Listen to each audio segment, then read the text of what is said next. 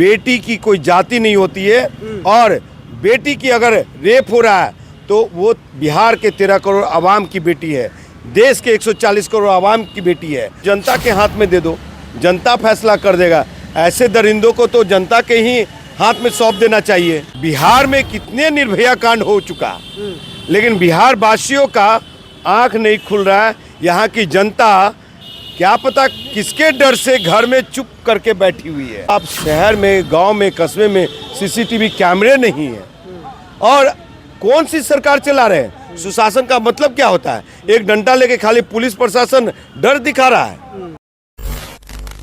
नमस्कार। औरंगाबाद के नवीनगर से एक घटना सामने आती है जिसमें 11 जून को एक बच्ची जो लापता हो जाती है और 2 दिनों बाद उसका शव डैम में मिलता है। उसके बाद लगातार राजनीतिक पार्टियां इसमें आपस में टिप्पा टिप्पणी शुरू कर देते हैं। कुछ लोग इसको एक खास जात से जोड़ देते हैं, तो कुछ लोग इसके लिए आवाज़ उठाने के लिए महिला संगठन लगातार वहां पर पहुंच जाती है। लेकिन सवाल यह होता है, क्या उस बच्ची को न्याय मिलता है या अभी तक लोग उसके लिए भटक रहे हैं? अभी हमारे साथ इंजीनियर राजकुमार पासवान जी हैं, जो कि सामाजिक मुद्दों पर लगातार बोलते रहते हैं। इनसे हम लोग बातचीत करेंगे कि आखिर इस तरह की घटना को कैसे देखते हैं। सबसे पहले स्वागत है सर आपका। जी नमस्कार।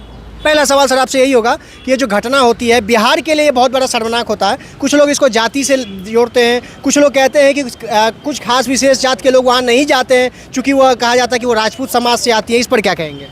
देखिए, दिल्ली में एक निर्भया कांड हुआ था, और उस निर्भया को पूरे विश्व पटल पे और खास करके भारतवर्ष में एक लगा कि अब इस घटना के बाद किसी बेटी की रेप नहीं होगी। अच्छा। लेकिन बिहार में कितने निर्भया कांड हो चुका, लेकिन बिहार वासियों का आंख नहीं खुल रहा है। यहाँ की जनता क्या पता किसके डर से घर में चुप करके बैठी हुई है।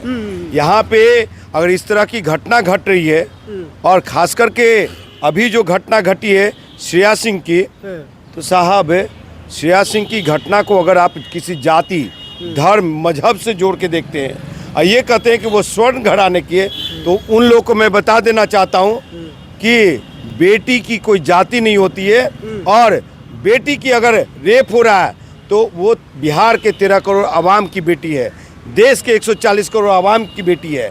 और अगर ऐसी बेटी को अगर किसी जाति धर्म में बांट करके देख रहे हैं तो बड़ा दुर्भाग्यपूर्ण है बिहार वासियों के लिए।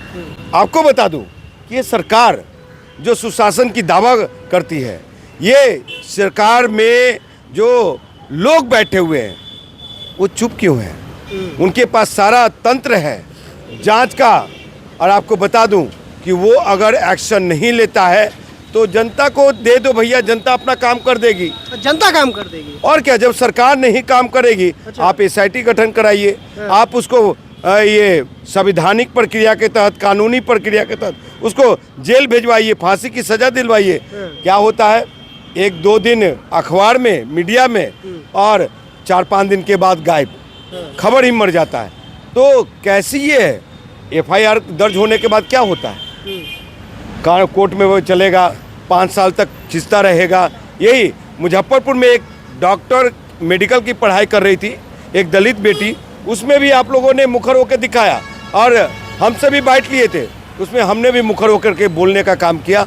और आपको बताऊं कि वो लोग अपराधी लोग सलाखों के पीछे, लेकिन आज के डेट में जो राजनीति घराना के लोग जिस तरह से इन सब मामले में संलिप्तता होती है, तो उन्हीं का केस, उन्हीं का मामला दब जाता है। अच्छा, एक सवाल होगा आपसे। लगातार आप लोग आवाज़ उठा रहे हैं, लेकिन कुछ खास लोग जैसे विपक्षी तेजस्वी यादव जी भी इस पर आवाज़ उठाएं, लेकिन ट्विटर के माध्यम से वहाँ पर जाने का काम नहीं करते। आप सिर्फ पक्ष की बात ना करें, जो सत्ता में उनकी बात ना करें, जो विपक्ष में उनकी भी बात किया जाए। तो अगर सर कोई नहीं जा रहे तो क्या इसमें राजनीतिक फ़ायदा देखा जा रहा है कि उसके लिए आवाज़ उठाने जाएंगे तो हमारा फ़ायदा नहीं है? साहब, एक चीज़ बता दे रहा हूँ मैं, किसी की घर की बेटी गई है, किसी बाप की पुत्री का हत्या हुआ है, रेप हुआ है, एक साजिश के तहत मार के फेंक दिया गया, 2 दिन तक लापता रही, तो क्या 2 दिन तक तो उस बेटी को क्या गोद में लेकर के पूजा कर रहा था कि वो दरिंदे लोग उसका रेप कर रहा होगा, और जब वो बेटी मर गई तो उसको फेंक दिया गया।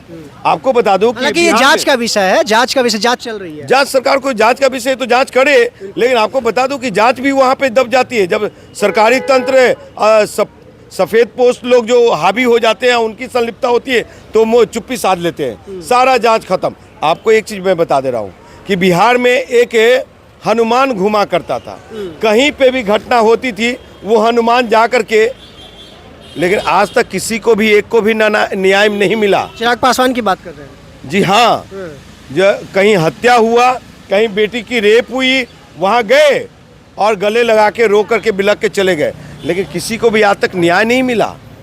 खाली हेलो डीएम साहब, मैं बोल रहा हूँ चिराग पासवान। अच्छा चलिए, आखिर में एक सवाल पूछना चाहेंगे कि इस तरह की जो दरिंदगी होती है, जो बच्ची की हत्या हो चाहे मौत, जो भी मामला हो, हालांकि जांच के बाद पता चल ही जाएगा, लेकिन ऐसी घटना पर क्या कार्रवाई होनी चाहिए, क्या कुछ होना चाहिए? अंकित जी, सरकार चाहे तो वो व्यक्ति को जो बड़ा से बड़ा सजा है, कार्रवाई है, फांसी की सजा अंतिम है।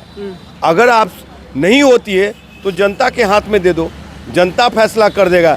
ऐसे दरिंदों को तो जनता के ही हाथ में सौंप देना चाहिए। अच्छा, कि उनको बढ़िया से सबक सिखाए।